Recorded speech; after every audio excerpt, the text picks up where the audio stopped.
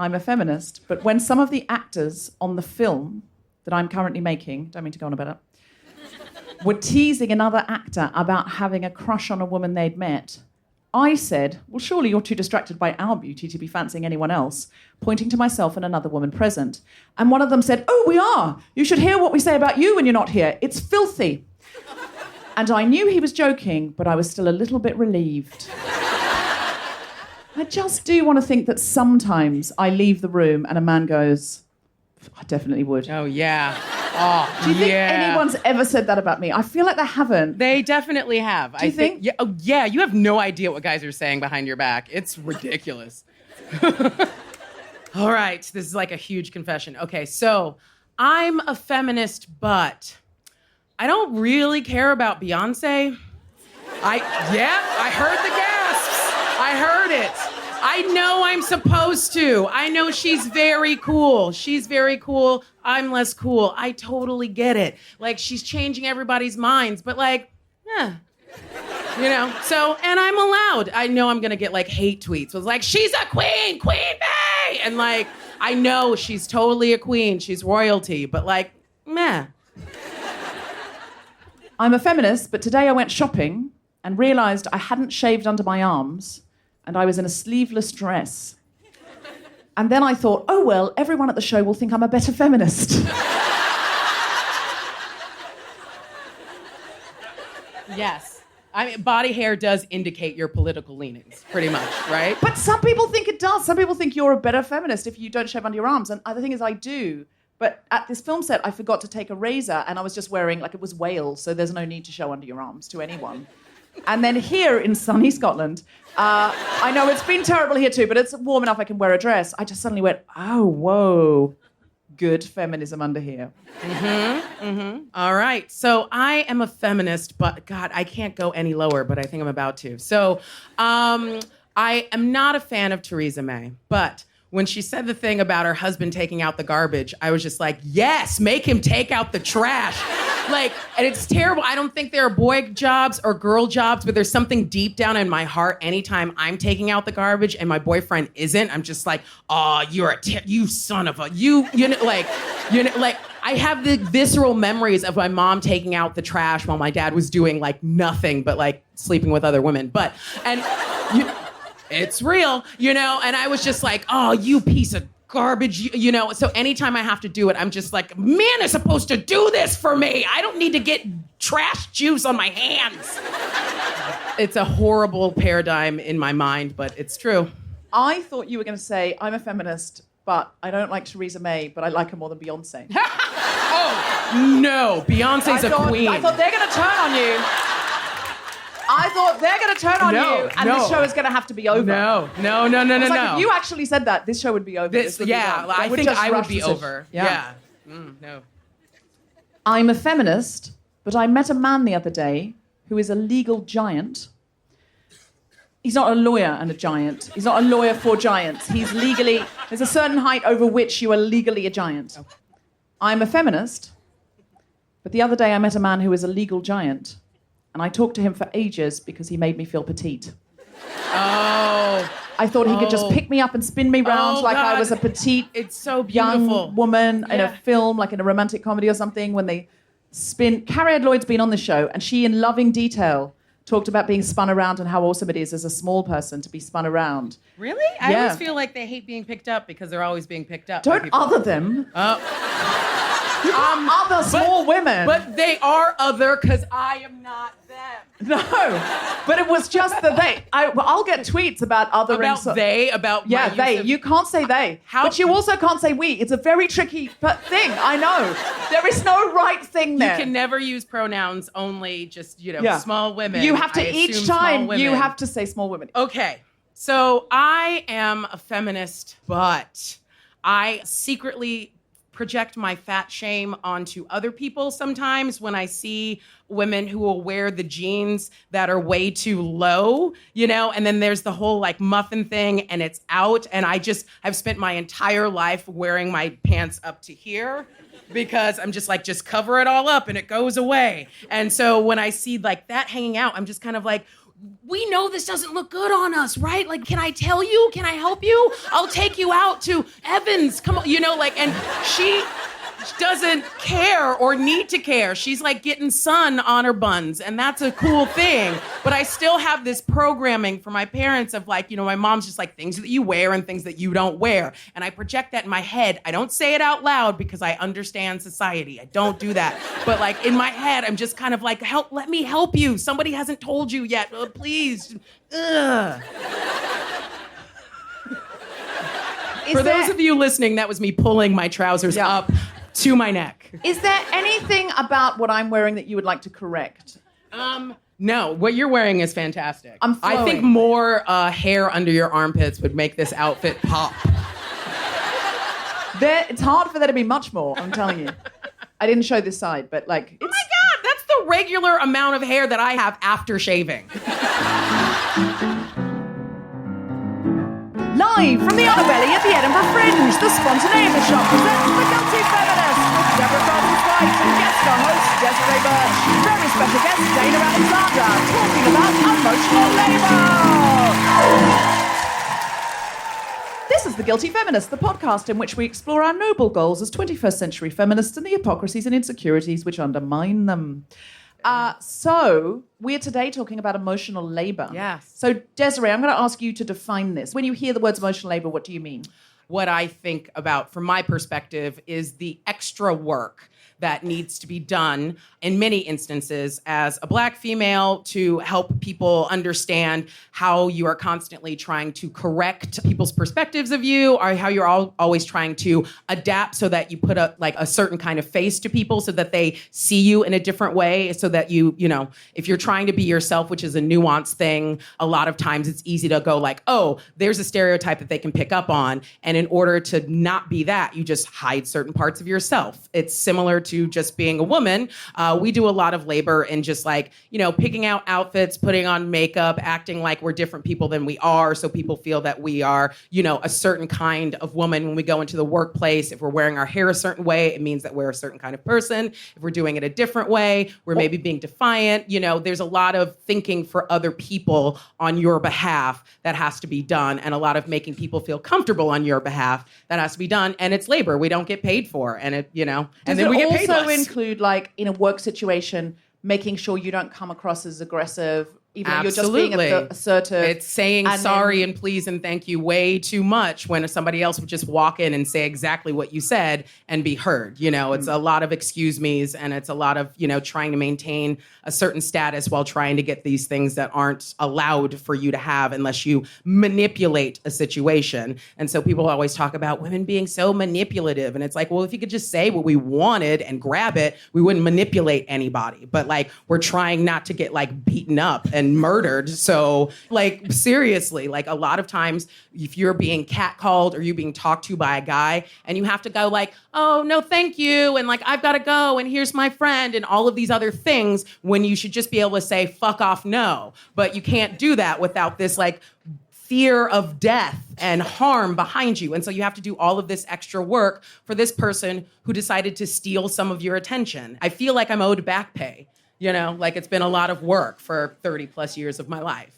Who do we write to get that money? I don't know.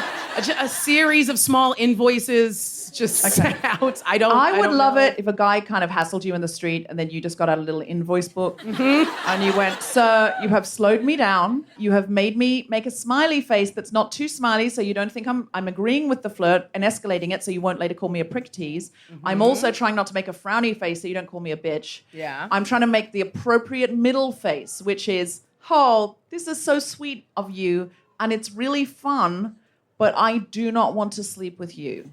There's a face for that, right? And we all know the face. We all have to go, oh, I had this. You. I had this on the plane, actually. I got on a plane from Wales. I'm only in Edinburgh for 2 days, so I got on a plane from Wales. Actually, I had to get on at Bristol. And I don't know, it's like Stag Night Central at Bristol. What is happening there? Everyone was getting on planes to go somewhere else. No one wants to do a stag night in Bristol, that's clear. Everyone's getting out of Dodge. And there was a group of guys, the groom was in a costume that could only be described as Superman fetish. And then there was a hen night, with a actually sweet-looking hen night with a young woman with learner plates and a little veil. But then behind me, I don't know who these guys were. They were like guys that were like late middle-aged, all in tweed jackets, flat caps, incredibly drunk. And they were a group. They were a solid gang. And when I got on, I sat right in front of them and they were shouting, "Where's the bar? Open the bar." I was like, "There's no bar on this plane. You're not on like a Virgin," but they meant bring the trolley, I think. And bring the trolley. And then I came up and I was trying to put my overhead, but there wasn't any room. And they were like, "We'll take it for you, darling." And I was like, "Well, no, because you're further back and then I'll be going the wrong way when we get off the plane." And they were like, "It's fine. We'll help you." And then they started saying, "Where are you going?" And I was like, "Edinburgh. That's where the plane is going." There's only one option at this point. No, they meant like your house and your address and like what bar were you going to go to after That's the plane what they landed? meant. And I said, "Edinburgh Fringe, are you going to the Fringe?" And they were like, "Oh, sound check at 5 o'clock, sound check at 5 o'clock. We'll be there too, we'll be there too." And I was like, "Please don't come into my audience." And I was like, but anyway, they started doing that sort of give us a smile. When I got off the plane, they gave me the backpack and said, "The one with all the drugs in, eh? The one with all the drugs in." And I just thought, look, I know at airports you're not meant to make those jokes and stuff. And I didn't want to get involved in a whole thing about how my bag had drugs in because I needed to get here. So I was like, I just took it and went like that. And he went, "Oh, not a smile. She didn't give us a smile. She didn't give us a smile. She didn't give us a smile." And they kept on going. They were talking about me. She didn't have a smile in her today. She just didn't have a smile in her. Oh my God, you're like so many smiles in me. None of them for you ever. Like, just a belly full of smiles down here. Please welcome to the stage. Put your hands together and make general woohooing noises for the wonderful Desiree Burch.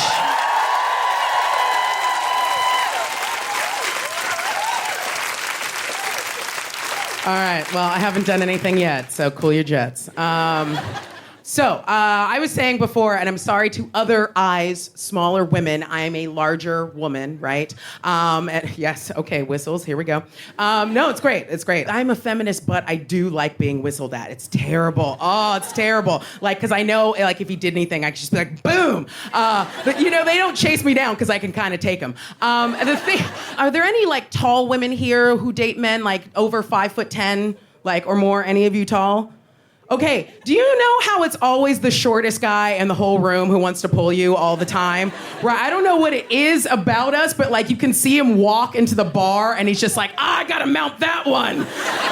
Ahoy! Yo ho, yo ho! I win! You know, like he's gotta climb the biggest bitch in the room. And so... You know, and so, like, I always have attracted shorter guys, and, like, that's cool, you know, like, they're usually very charming and fun and buy drinks and all the good stuff, you know? But the problem is, I also date a lot of white dudes, and, like, while I might go home with that short guy, like, I can't walk around with him during daytime. Like, I can't go down the street holding his hand. I'm gonna look like his Jamaican nanny picking him up from daycare. Just, like, cross the street, call me tonight. And like, so terrible. Like the guy who's into me, like it's a classic look. It's always, I can see him from down the street. He's always like 5'5" max, you know, like eyes right on the prize, like right here, you know, and he's got the same look. He's like bald with a turtleneck and a goatee that says like, I can't get any pussy. I got to grow one on my face. You know that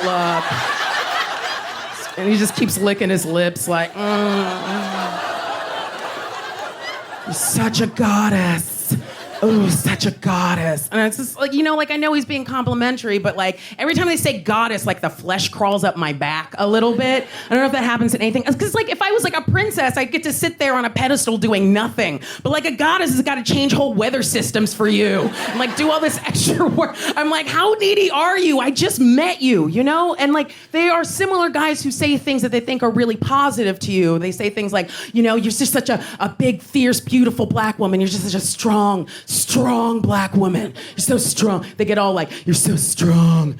Ooh. And they get all like whispery. And like, it does the same thing to me because like, you know, like strong black woman is like another one of these boxes. Like you hear it and we all get a similar image, you know, like a strong black woman, right? A strong black woman's got two emotions only and they are, and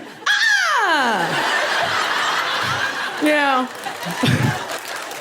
like, strong black woman's got 5 kids, 2 jobs, and one last motherfucking nerve that everybody's working right now.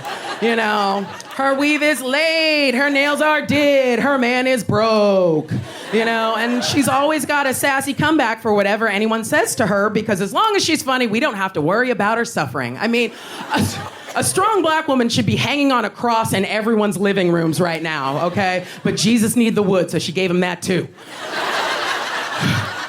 You know, like, it feels like this trap to fall into, you know, because a strong black woman is this myth of this creature that, you know, has no needs of her own but can take care of everyone else's. I hear strong black woman and I think of Tina Turner getting beat up by her husband and then immediately going onto stage to entertain people. I think of Oprah Winfrey sitting on a couch for 20 years listening to white women's problems from all over the country, never talking about any of her own. I mean, I even think of like Whoopi Goldberg and Sister Act, like running from murderers and then stopping to lead everyone in a gospel song. Like, doesn't make any sense, you know? And so I just, you know, I talked to Deborah about this topic because I really feel like, I mean, it's intersectional feminism, but it's just, you know, there's probably emotional labor that people are doing that we don't even realize. And I think it's really good to talk about it. Like, I think, you know, for women, like you're included on this too, just if you're not intersectional, if you're a white feminist, like you still have to put on all this face of stuff. And a lot of you are like paying lots of money to get things tanned and waxed and like all the time. And like, you know, you don't have to do that, right? Like, I know we're in a room full of feminists. You don't have to do that. Does everybody here know you don't have to, right? Like, you know, and I say that and women will get upset with me. They're like, well, I don't do it for men, Desiree. I do it for me. It's just more comfortable for me. And I'm like, sis, it's a lot of things, but comfortable is not fucking one of those things, all right? Okay, let's be real. Like, look, on day 1, yeah, sure, it's comfortable. You're all smooth like a chicken cutlet, and you're like, Barbie pussy, look at me. Woo. Doing that Buffalo Bill dance from Silence of the Lambs was like, woo, you know? But like on day 5, you got these angry, militant, black power, ingrown hairs coming in like, fight the power. And you're like behind a cubicle like this, and this is not so comfortable anymore. This action, super not comfortable anymore. So I guess I challenge your notions of comfort. And I just say, like, if you want to do that for yourself, if it's really actually comfortable for you, that's totally cool. Like, just don't do it for like a dude, because like, they don't really care. Like, they act like they care. They don't really care. Like, I'm just gonna let you in on a secret. Straight guys, mostly just interested in pussy. They don't care what's around the pussy that much. Like, a guy could find a pussy in a trash bag and be like, oh man, there's pussy in that bag. Oh snap, so there's pussy in that. Like, they don't care what's around it that much. I just wanted to let you in on that. I've seen guys in their element. They're really just good to go. You guys are lovely.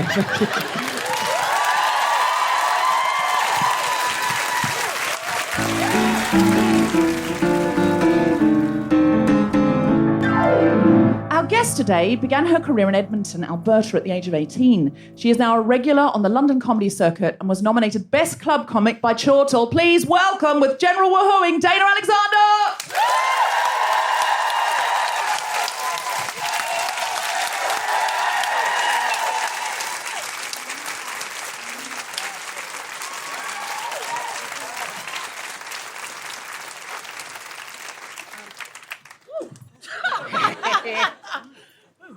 Yes. Dana? Have you been having an emotionally laborious Fringe? This is show 3 of 7 today. Oh my God. I want to cry. Are you all right? I'm perfectly fine. I just lie to myself the whole day and just push through. Yeah. You know Do how you it need is. someone to go and get you an alcoholic beverage? Oh, maybe a second one. So seriously, someone will go and get you a martini if that's what you want. Yes. Two? Seriously, can we make that happen? Do you really want those? Yes. Yes. Okay.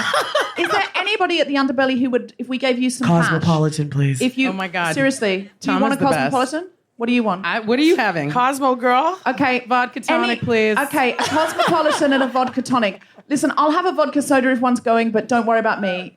It's my show. I can have one later. I feel like it would lift the show. Yeah.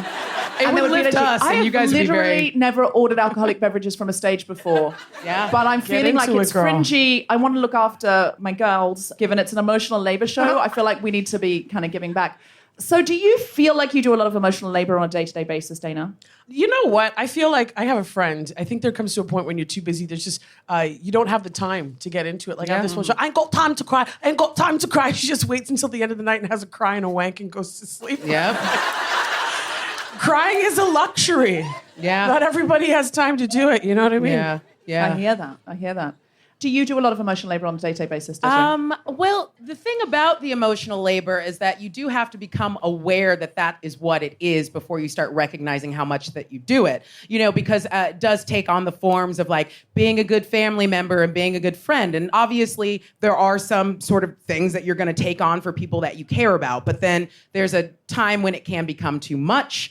Like when you think about like, you know, I have time and I have energy and I have like money, and those are things that like I have to like give out. And if somebody is claiming a lot of that from you, a lot of times it's people who deserve the right to claim it because, you know, they are your friends and their family and they give to you and whatnot. And sometimes it is strangers who just think that they are entitled to a certain amount of your time or your focus or your energy or, you know, well, you know, I cash. see it on Twitter a lot where someone will attack a woman for a feminist position or, you know, a woman who's got I love that. you know, and then Sunday afternoon when I got time, it's on. Yeah. But then the woman will say, okay, well, she'll explain.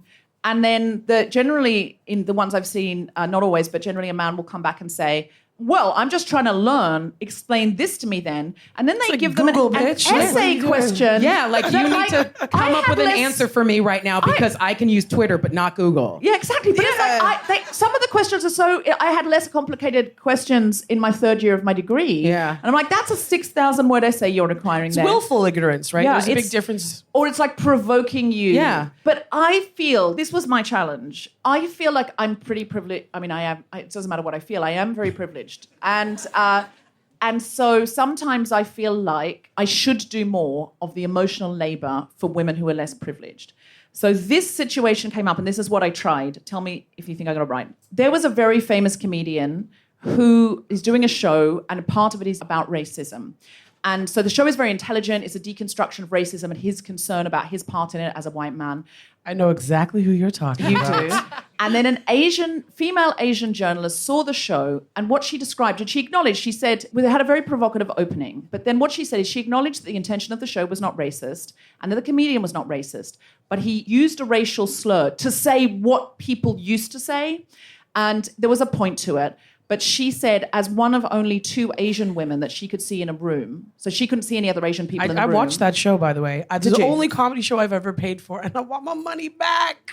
Oh, wow. Oh, wow. Yeah. So, well, this journalist, she said, I was one of only 2 Asian people, and hearing that slur said quite a few times, she said, my memory of that as a child is I heard that a lot and there was violence attached to it. People would come to the house and throw things through the window. So for me, she said, I was out for a safe night out. She expected the comedian and the audience to be allies and didn't go in feeling frightened.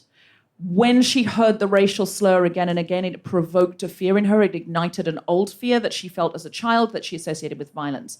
And she said, I felt embarrassed at how sensitive and upset I felt. And her conclusion was, is it his to use? That was her question. She was saying, I don't think it's his to reclaim. And then there was a lot of debate about that. But I saw some people on Facebook saying, she's willfully misunderstanding the show.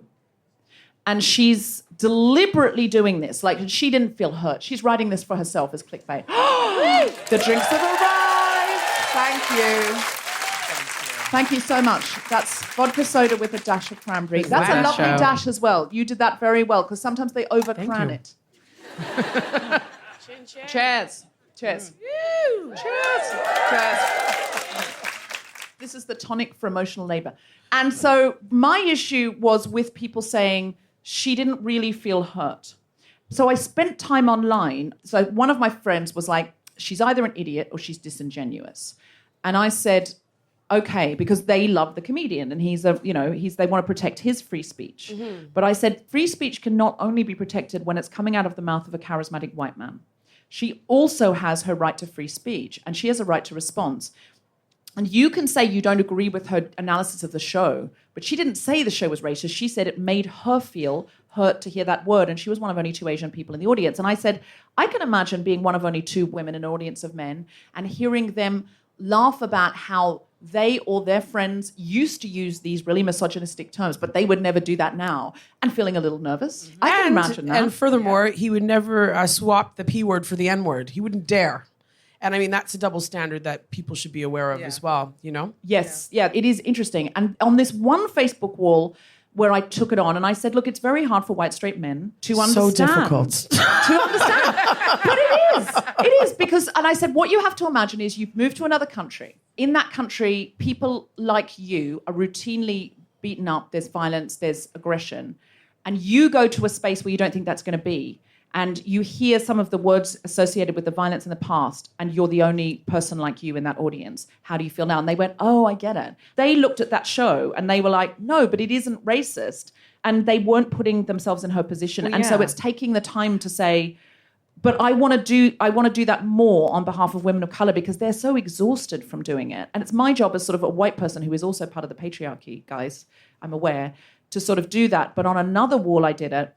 And this guy started saying a lot of racist stuff. So I don't know this guy. I thought he was going to do another podcast of mine. So I thought, I'm just going to leave here. I've made my point. I'm just going to leave. So I silently unfriended him. I didn't think he would notice. And just thought, I'm going to... throw the match, get the gas. So I just was like, I'm just going to see. But then his walls were public. So somebody said, oh, he's talking about you. And he had said, I can't believe this comedian. She asked me to do a podcast and then she did this and this and this. And then someone underneath said, she sounds like a right cunt. And he said, she is a right cunt, but a right cunt with good connections in comedy. And every time I post, I lose like a pro gig. And so I just saw it. It was public. So I just went, oh, hi. No, don't worry about it. Actually, my connections in comedy aren't that great. I said I have 2 podcasts that are very successful, but one of them is pretty much exclusively for women, so you don't lose out there. And the other one, to be honest, it's really not for people who are trying to climb the ladder in comedy and just use people for connections. It's more of a really lovely space where diverse people want to come together. So I said, don't worry about it. You really haven't lost anything. And I said, it's fine. You can get ahead in comedy by being mercenary and using people, but you shouldn't say that's what you're doing because it's hard to use people as you're saying, I'm using you right now. I said, other people are going to read this and they're going to realize you use people in comedy. So maybe don't say this out loud. Maybe do it more discreetly. Or just let him hang himself, you know? He then just deleted the whole thing. He never apologized, but you could see he was so embarrassed. Screenshot, girl. I hope you... I did. Yeah. Mm-hmm. Yeah. Receipts. Hashtag receipts. Yeah, and there's just so much in that. Like, obviously, you were able to do a job that maybe somebody else couldn't because when that person of color is going to defend their position, a lot of people are perceiving like, oh, you're just responding to all the same old things that you're responding to, and they're not considering the fact that they're responding to the fact that they are accustomed to going to comedy shows where it's a majority of white people, and so that comic can say that thing there. And that's what I want to talk about with the show that you're speaking of. I thought it was completely absurd because the comic admittedly said he doesn't have any black friends. He's talking to a room full of white people about racism. Like, who the fuck are you, guy? Like, are you serious right now? Yeah, I'd love to see him do that same bit. Like, just and then also, get an audience and then full also of do the Pakistani people and do the same bit and the see how it passivity goes. of like, I'm not going to be able to solve racism. I'm only me, but I can be a good person and I don't have any power. I'm like, yeah, but you're in here and you have 600 people hanging off your every word to find out what you ate for breakfast. You don't think you can make a difference? Of course you can. You have a captive audience, like, 7 shows a week, and you got about 1,000 people in there. So I thought that was a little bit weak. That was more offensive to me than the whole other part, but I do get where she comes from with that. Yeah, I mean, she does have a right to say this is 100%. how I felt because no one is ever going to dream no one to would ask. ever have checked her if he had to use the N-word. Well, the other thing was that I felt people were saying, no, she doesn't really feel hurt. And that I really took people on. I said, women are never believed. And on this one wall where I knew previously people had not believed, do you remember when there was the Johnny Depp, Amber Heard? Yeah. And everyone was like, no. Another famous comedian wrote a thing saying she's lying. And I was like, unless you've been with them 24 hours a day, 7 days a week, just because you're a friend, you don't know what goes on behind closed doors. You can't say she's lying. And it has since come out, there's evidence that she was not lying. And I used that as a touchstone. And I said, women are never believed. And have you ever heard of someone admit to a rape? Yeah, well, exactly. No one will ever admit that. And so there's a rape, whether it's a rape or it's sexual violence or whatever, women are never believed. If you're not even going to believe this woman who says, I felt hurt, I'm embarrassed that I felt hurt. If she can't even be believed about feeling hurt and feeling embarrassed, women will never be believed. That's it. I don't believe anyone's going to believe women. And then the guys said, oh, you're right. There's a difference between not believing them and not wanting to believe. And I think that's often when there's a famous man, because it's the same with Bill Cosby. It's like 50 or 60 women have come forward to tell some version of that story. And it's like, well, they're all wanting money. It's like, really? Some of them are like in their 70s. Like some of them are fine. rich. Yeah. Yeah, and some of them haven't even got a story that would get them any money. Some of them's like, can I just corroborate? He once tried to get me to take pills and I said no and left. That's not going to get you any money. He could just say, yeah, I offered a Tylenol. Like, nothing happened. Well, I think even another thing that's even more troubling about that whole situation is that this is not something that's new. This is not something that, we just found out. Because he was doing the shows that he was doing for so long, he was protected by the system. Do you know what I mean? Yeah, Because a lot of people knew. CBS is going to cover his ass because you remember everybody was watching. Was tuning into the NBC Cosby to watch show. that. Yeah. Yeah. I mean, people said that, like, yeah, we kind of figured something was happening, but, so, yeah. Any accountability there? That is extraordinary, isn't it? Because people knew about Jimmy Savile as well, and also Rolf Harris was known to be handsy. I heard that in show business. I heard that a lot. I heard it a few times. Oh, he's so handsy when you meet him. It's like handsy, because that's a kind of cute way of saying he publicly sexually assaults women. Like people, God. It's like really, but he's Rolf. But he's Rolf, but he's got his wobble board. His catchphrase sounded like heavy breathing down a telephone. His catchphrase was...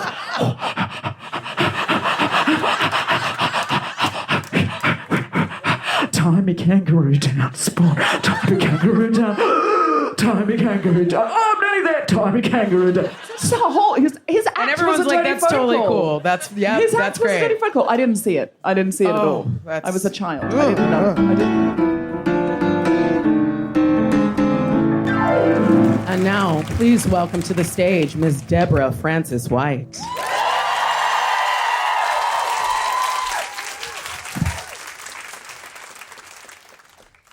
I went to get some trousers adjusted because I bought a jumpsuit. It was a beautiful jumpsuit, but I wanted the trouser legs to be a little bit wider because my legs were a little bit wider.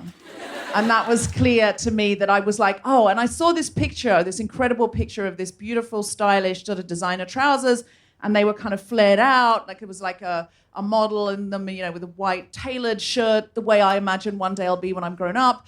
And so I was like, oh, these trousers, that's the right look for me. So I took the picture in to this tailor in North London, and he was Hungarian, and just so you get the picture, the germane to the story, he looked at the picture and he looked at the trousers. I said, can you make my trousers like these?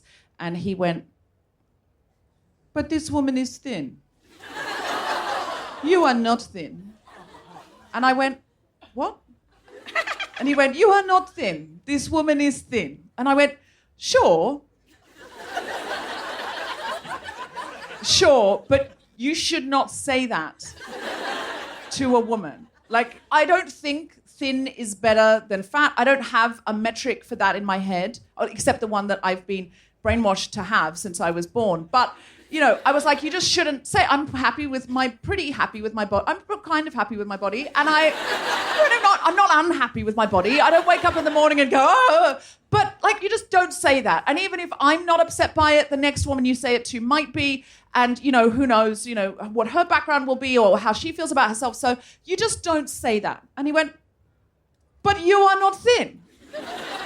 And I went, I know, but you shouldn't say it. He said, why not?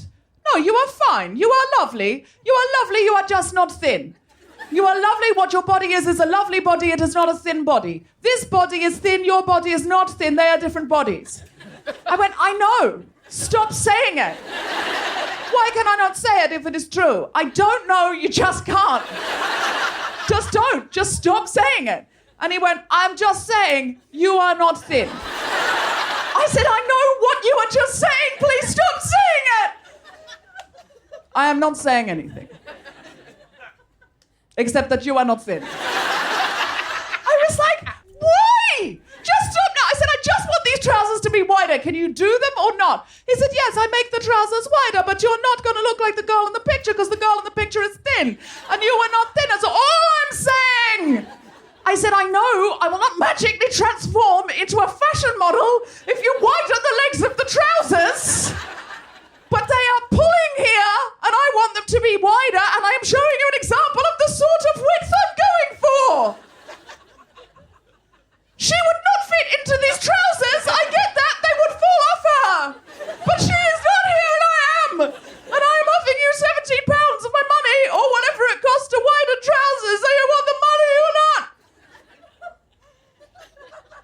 don't mean to upset you. I'm just saying. You are not in. And I fucking swear to God, I don't even know where she came from. There was no one in the shop. I couldn't see anyone else in the shop. But up the back, there was like racks of clothes and stuff. And a woman just came out from behind a rack. She was a black woman, an American black woman, like out of a movie. I was in North London. She just came out and she went, "You don't say that to any girl, sir. You do not say that." And she clicked and left. She left. I swear that happened to me like in a movie. A movie black woman came out from behind her. And I was like, she has done emotional labor for me. I feel so bad. I feel so bad. And the guy just looked, there was another couple who were standing awkwardly by. And he looked at the guy and he went, and the guy went, just like, he was making like man communication eyes, like, you just, and I think he actually mouthed at him, "You don't say that." Sometimes we all need to be there to do emotional labor for each other. And I understand there is not always a wonderful African-American woman behind a rack who's going to come out and help us. There's only so many places I can be at once. We've got to ally up and be there for each other. White women have got to be there for women of color because they're there for us. Straight women have got to be there for queer women because they're there for us. We've all got to be behind that rack, ready to pop out. And sometimes that rack is on Twitter. Thank you very much.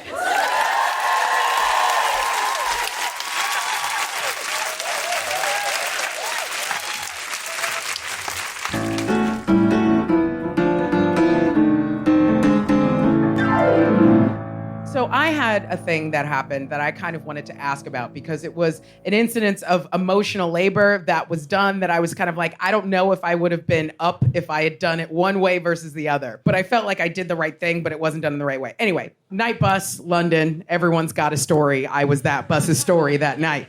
You know, it was like the drunk bus. We got off the tube at Brixton. You know, 2.5 billion people are getting onto one bus heading into Croydon. And so basically there's a guy behind me. There's a woman up here with like her 3 friends. She's a pretty woman, you know, like blonde, curly hair, whatever. Not that you need to know that, except for the fact that like, you know, she was clearly the designated like minder. You know how like there's a girl that gets drunk with you and does all the same shots, but like she also makes sure to like hold the hair back and everybody gets on their right. Like, and she does that work for it so everyone can just be like stupid, you know? And she's the one who's like, "Okay, guys, we're getting off at the next stop." And they're still like,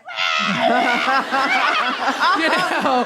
And like, I can just see her and I'm just like, "God bless you, sis." And like, she's like, "Okay, this is our stop." And then she, you know, she'd hit the button, she stood up and then she's like, "This is where we get off," to her friends. And then from behind me, I hear this guy and he's like, "Oh, is this where we get off? Is this where I get off for you? Is this where I get off for you?" You know? And he's just, you know, he's just like this young black dude being drunk and like just irritating, right? But like I saw the look on her face when she looked up, like she was just like, "And now this?" You know, like she's like, "I already had to deal with this. Like I had to make it through the day, you know, just being a woman and alive and taking care of all these people. And now this, and it wasn't even good. Like it was just stupid." And like the look of like her face falling of like, now she's got to walk away with this shit that he's thrown on her. And it's got to just like stick there. And it doesn't matter how much it hurts. It just like reverberates around in your head and in your body. And it feels gross. And like, she got off the bus because like this was their stop, you know, like what's she gonna do? Like get into a fight? Because at that point, like it's gonna turn into a hate crime because they're white people and he's black. And then what do you do? And then like, they just leave, you know? And so I was just, you know, in this moment, I was just kind of like, I don't know if I had the sense of like, oh, I'm someone who can say something, but I waited for a moment for anybody else to say like, "Hey man, shut the fuck up," or like, "That's not cool," or whatever. And it was just kind of like, and like nothing. And I was like, you know, I have this thing as an American where I get like a little license to be like loud and stupid because that's what people think of me. And so I'm just like, I'll use it, you know? It does not help us Canadians, by the way. Yeah, right. Yep, exactly. You know, when I'm nice, people think I'm Canadian, and then I start talking, they're like, "Oh, nope, she's American." And so, like, I just whirled around. I'm like, why don't you shut the fuck up? Like, she was not talking to you. She is living her life and she did nothing to you. Why the hell are you calling out her name right now, on this bus in front of everybody? Like, who the hell do you think you are? And we got into this like 25-minute fight on the night bus while everyone was sitting there like, this is happening. This is happening, And like, I just like stood there, I turned around and I just sat there and I was just like, okay, well, what else do you have to say? Whatever you want to say to her, go ahead and say it to me, because like I'm going to sit here and stare at you and remind you of what you just did and how disgusting and shameful it was. And you were just trying to get attention. And like, he was like, oh, look at your clothes and oh, you're American, blah, blah, blah. And I was like, yep, heard it, next. And he was just like, that's my favorite one when you get in like, oh, you don't even want to know what I'm going to say about you. I'm like, I know what you're going to say. I know exactly what you're going to say. Bitch, right? Yeah, no. Dana. Oh, Dana. No, it took him like 15 minutes to get to fat bitch. He was just like, he was like, look at your clothes. Like, he's like, you bought them from Primarty? I was like, they don't have my fucking size in Primarty. Next. He's like, you smell. I'm like, yeah, I did 3 shows today. What the fuck are you doing right now? Hanging on a bus, just yelling out at women, doing fucking nothing. Next. And then he was like, just like, check.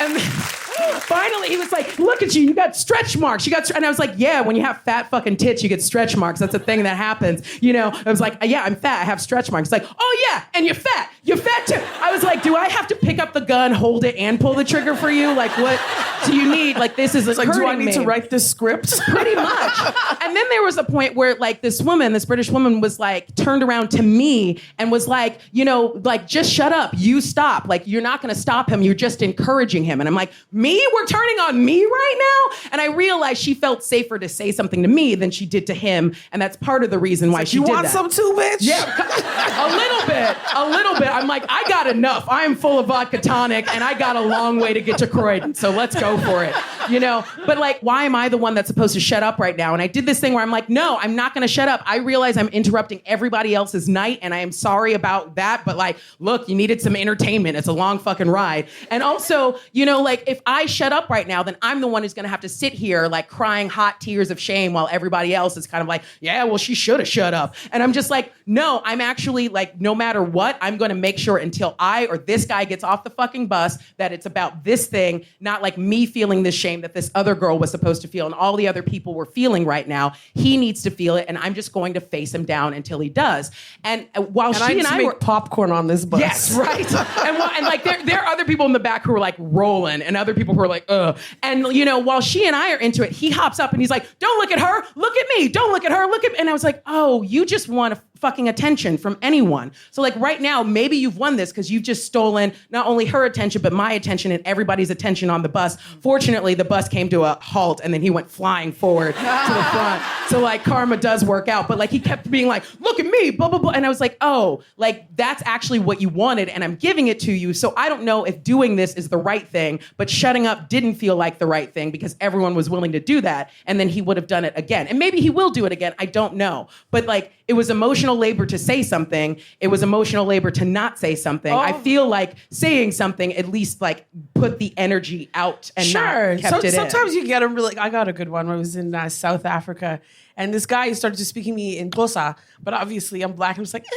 just pretending I'm like, I don't know what he's saying. So he took that as me thinking that I was better than him. He was obviously like, and he's just like, you know what? I am a man. You are a woman. And I just look at him, but you're so small. That was less time.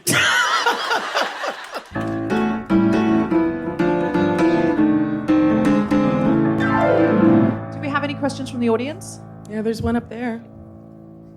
Hello. Hello. I had a really awkward situation this week where I was telling people in my office what shows I was going to. And I mentioned that I was going to the Guilty Feminist.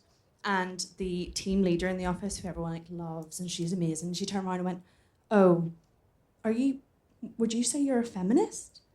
And I was like, yeah, and I kind of think that people that don't are, I think they've got issues. And she was like, oh, well, you've just tainted everyone with that spoon now. And I was like, no, I didn't mean it like that. It's about like equality and being good to other people. And she went, see, this is why people don't like feminists. And this was in front Because of they want equality. This woman just wants to oppress herself. This Who was is in front of woman? so many older, like women who were a lot older than me, and I'm the youngest person in the office. Did And any of the almost other women speak up none. and say... None. And Wow. I was just petrified. I was like, I've never seen this much anger towards one person having an opinion. And I just wondered if you've, like... So they were all angry that you'd... They were just like... I kind of had to, like, step back a bit because I was like, I don't want to be the voice right now. And Yeah. they were all like, oh, they believe this, they believe that, and they've aid, you know. And I was just like... That's I when don't you get know your how to Braveheart react to pink girl, this. just like, let's do this. Yeah. It's hard at work, though, isn't it? Because then you've got to work with them for the rest of the And ever. it was just so many other women. Like, I'm so sorry that happened to you. And I'm really feeling bad that it was my show that... No. I wanted to was know. the trouble. I mean, yeah. But it's hard in that moment to recognize that obviously she's got a lot of internalized shame that she is now making you wear, and you are sort of taking on the labor of wearing her shame about feminism and her own sort of status and maintaining this certain image of who she can be in order to exist in the world. Like, I don't necessarily believe that there are people who don't think that they should have the same rights as other people. But I do think that there are people who are just like, oh, that's all a bother. And actually, if you just play nice and if you can play the game, then you're going to get it anyway. And you just can't play the game, you know? And the thing is, nobody's going to be able to play the game forever. But she's so, like, determined on winning that game that she's kind of like, oh, you're over there, and I'm going to chuck anyone under the bus who, like, can't play the game as good as I am. And so you've got to, like, now carry her shame about feminism when you don't have that same shame, and it sucks. Questions are good. If you say, oh, what do you think feminism is? And then if they say, oh, it's man-hating, and then you can say, oh, that's not how I think feminism is equality and blah, blah, blah. Would you have an issue with feminism if you thought it was about women having equal rights to men? Mm-hmm. Then they're not going to say yes. So you can kind of turn it with questions are the best thing in the world. Questions are the best. They are are the way best better thing than in the world. And I think we get to a point too where it's just so common. Like even last night, like we get it all the time, especially in this industry. You know the famous one after the show. I usually don't find women funny. Oh yeah. Every time. You are just as funny as the blokes. I have answered this question. I've probably given like 40 different comebacks. Some of them get a bit wild, but the best one was last night. A guy actually said that to me. He's like, actually, I never find women funny. I'm like, oh, but I'm black. We're funnier than you guys. Yeah. And he goes, what? What? I'm like, don't let me beat you in a race now. I'm just like, what else could you do? Like, because it's just going to take you. To keep track of everything we're up to, you can follow Guilt Fem Pod on Twitter or The Guilty Feminist on Instagram.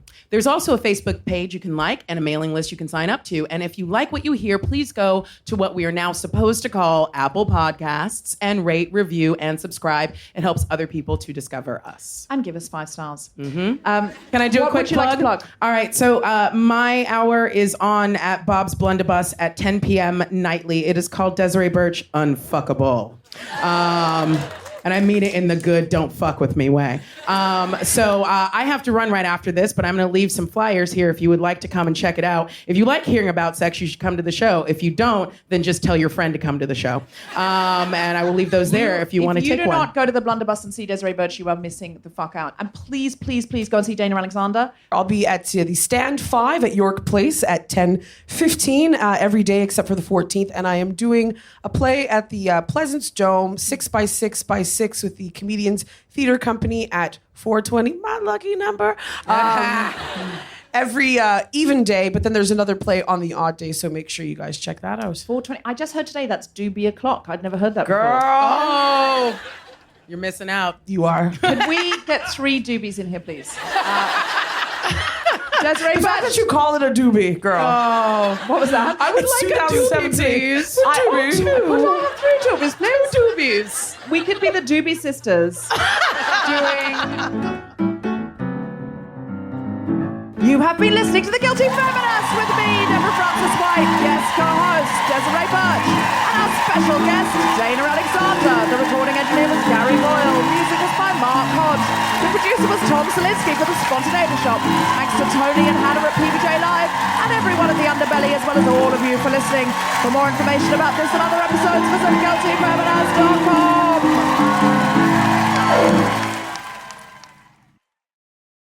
Men were bleeding out like at once a month, do you think we wouldn't fucking hear about that? Yeah. How many times do you go to a comedy club and it's this guy's knob, this guy's problem with his girlfriend, this guy's knob, this guy's problem with his girlfriend, and the end of the show? Yeah. Because then we're not allowed to talk about our periods. We bleed in public and hide it. So Okay. Well, a man's just come and said, I wonder if our guests have anything to plug. And considering we're just talking about periods, I feel that's now